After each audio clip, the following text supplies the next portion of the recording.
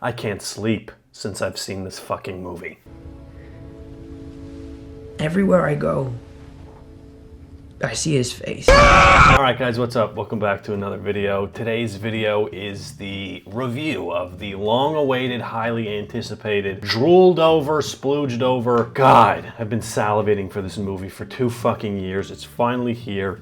It's out, Spider-Man No Way Home. I've seen it twice now. I wanted to wait, a few days so I could talk about spoilers, which there will be a ton in this video. So if you haven't seen the movie, what the fuck are you doing? Go watch it. Unless you have COVID, then like pirate it or something. But yeah, this video is full of a fuck ton of spoilers. So if you haven't seen it, click off or watch it if you're weird. Anyways, I'm gonna talk about the plot, the action, characters, the direction the MCU is going in, old characters, new characters, things I liked about it, things I loved about it, because let's be honest, I didn't dislike fucking anything in this movie. There was nothing in this movie that made it worse, right? There are things that could have made it better, but at the end of the day, I mean, these things are minuscule, they're minute when a movie is at this scale and it means this much to someone like me and Spider-Man fans, right? Little things don't really matter and they sort of dissipate because your jaw is on the fucking floor and your pants are full of piss.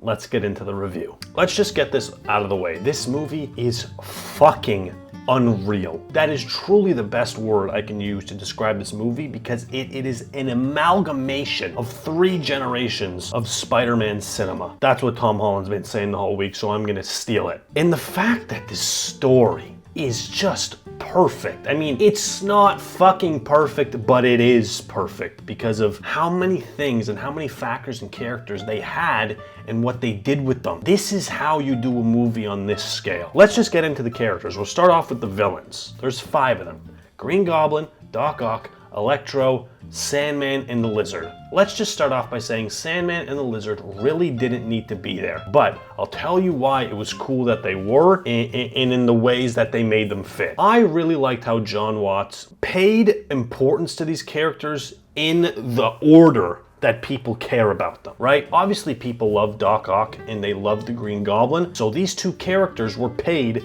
the most attention. They contributed the most to the story. And then came in Electro because people also fucking loved Electro and they wanted to see this character finally get his justice, and they did it, right? And if you were a Lizard fan or a Sandman fan, you still got to see them. They're not as important, but they're still there. Let's talk about the Green Goblin. I can't even speak on Willem Dafoe. Willem Dafoe truly is the definition of an actor, all right? I don't think there's anybody in the fucking world that can do what he does. He is the most theatrical person I think I have ever fucking seen, down to his eyes, down to his facial expressions, down to his body language. He is the perfect person to play this character. We saw it in Spider-Man 1, but I really fucking think that he outdid himself. Because let me tell you, in Spider-Man 1, Norman Osborn does it for me, but he's on the corny side. In this movie, he is all fucking crazy, batshit, horrifying. He is demented, he is sick in the head, and all he wants to do is cause carnage. He is a true fucking menace. Doc Ock, let's just be honest. He started off as his villainous self, but they did a good job of returning him back to his heroic self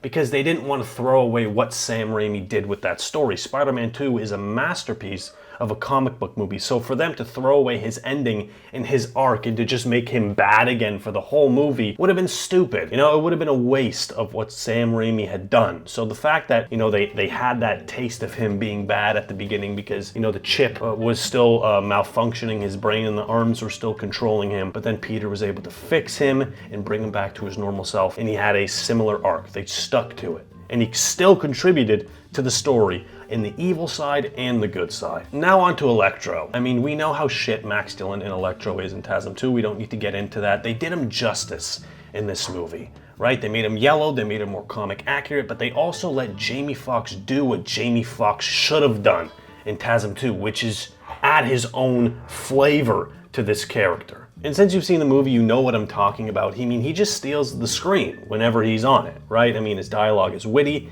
it's funny, it's not corny, and he truly is, honestly, a fucking, badass villain when he's not shooting electricity at people's fucking brains and when he's just a normal guy. He's funny in both senses and he's terrifying in both senses. And that's something we didn't get with the other Electro. And then we're moving on to Sandman. He's pretty much in his sand form the entire movie. And when he's not in his sand form, it's cool because Sandman is good. Again, he never was a villain. He just wants to get home to see his daughter. So it's cool that they still gave him a motive to want to go after Spider-Man, but he doesn't want to kill Spider-Man in the way that the Green Goblin, Electro, and the Lizard want, because they just don't want to die. Sandman's not fucking dead. He just wants to go see his dying daughter. Sorry. Now, the Lizard, the Lizard's motives are tough, right? Because he doesn't die in his world, but he doesn't know if he dies or not. So to give him motives, they don't tell him if he dies in his other world. He asks, do I die?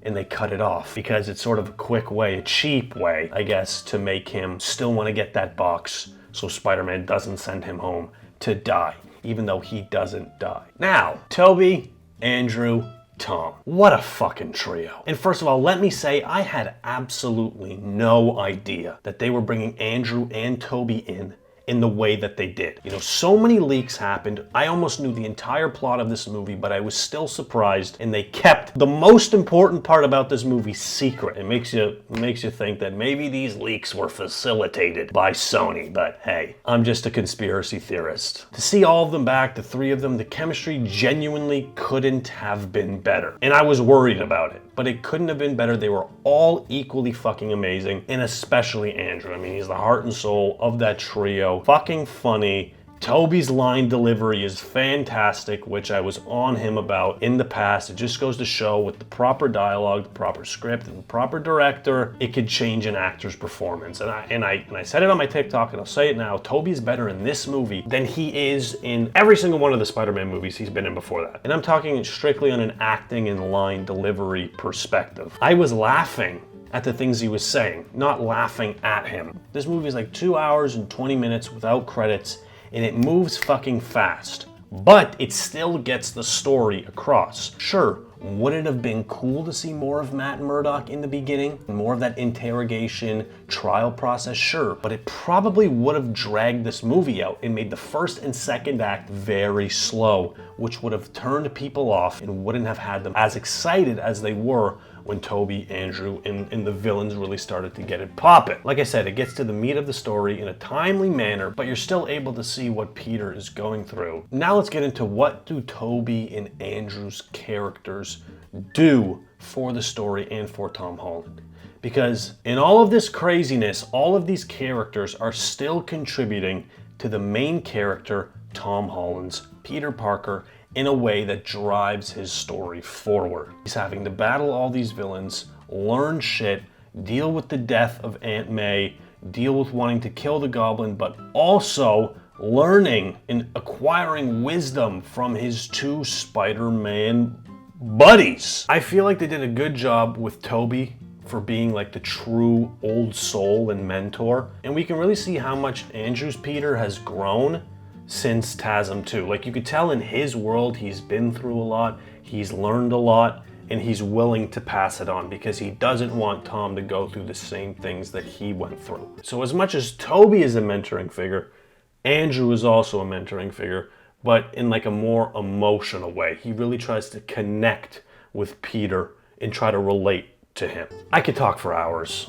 about the chemistry, about the lines that they say, about the dialogue between the three of them, in the fucking swinging scene, which is the greatest scene in any superhero movie of all time. But I think you know how I feel about it, and I think you know how this movie makes me feel. The ending fight with Goblin, the apartment fight with Goblin, is more than I could ever ask for. We were really fiending for Tom's character to fucking have a brawl. Those two fight scenes are the two greatest fight scenes in any Spider-Man movie ever. Not even close. The apartment scene, he's beating Goblin's face in and he's fucking laughing at him. The glider hits Aunt May, throws the pumpkin bong. It's brutal, dark, and it's just what the story needed, and it's just what Tom's Peter needs. And he also needs the ending where he's beating the fucking piss out of this man. But it all comes together in a way that means something to him, in that pushes his character forward, because Toby helps him not make that decision to stab the goblin through the fucking face. I truly feel like Tom's character in this movie made every perfect decision. Every decision he made was absolutely perfect to what Peter Parker would do in these scenarios. This is the most Spider-Man movie ever made. All the way down to the ending, which I know some people didn't like, but I think you just don't like it because it's hard to stomach, it's hard to swallow, and it's hard to fathom that we probably won't ever see MJ and Ned again in these Spider-Man movies, which fucking sucks because I love the trio. Like, I really fucking do. And it's bittersweet. But like I said, the decisions he makes in these movies are spot on. He sees, you know, how peaceful their lives are without him. And although, like, their lives are still great with him, he doesn't want to get in their way anymore. You know what I mean? Like, he just wants them to truly be happy. And Peter has to fucking lose so, you know, his duties as Spider-Man can win. And it's the classic tale of Peter Parker and Spider-Man, and it's perfect. I mean, it's the best ending we've seen in a Spider-Man movie for sure. Look, I was never a person who was obsessed with like the blue and red, super comic accurate suit. I think it's nice, but I also don't think like it needs to be there, right? The red and black suit was cool. I thought him getting a new suit every movie was like fun. It was just, it's not something I thought of, but I'll admit when I'm wrong. When I saw that red and black suit, that he made it, it doesn't have Stark Tech, he's in an apartment, he's broke, doing his fucking GED. It made me like that's fucking Spider-Man. And to tie this review together, Tom Holland has always been the best Spider-Man since he fucking walked on set on Civil War till now. Some of you aren't fans of Far From Home and Homecoming from Spider-Man's story perspectives, and I get it and I respect it. But to see what Tom Holland has done and the energy that he brings, there's no one like him. He played the fucking character perfect in every single scenario he's been in this trilogy. Watching this movie makes you realize like how much Homecoming and Far From Home were setting up this movie. It was always the plan to have this. It was always the plan for him to lose everything. It was always the plan for him to start over and start fresh. We just needed that Iron Man Jr. phase to get there. And I've been trying to tell people for fucking years, just enjoy these movies. Just enjoy them. Don't take them too seriously, but enjoy them because the story's gonna build and you're gonna get what you want. And now we all got what we fucking wanted. Didn't we? This movie is a 10 out of 10. You can't convince me otherwise. It's the best Spider-Man movie ever made, in my opinion. It's the best comic book movie ever made. Just by the scale, by the stakes, by everything that was involved. No matter how many people will switch up on this movie in the coming months, it's a 95% on Rotten Tomatoes, 9.1 out of 10 on IMDb. No matter how many people will switch, say it sucked, say it was forced, say it was rushed, I will never be one of those fucking people. It sucks that it's over now because all this hype led up to it and it was amazing and it satisfied everything, but now, like fucking Harry Osborn says, I literally have nothing left except Spider-Man. And I don't even have that anymore because the movie's done. But God, was it ever glorious, wasn't it? That's it. If you can't tell, I like this movie.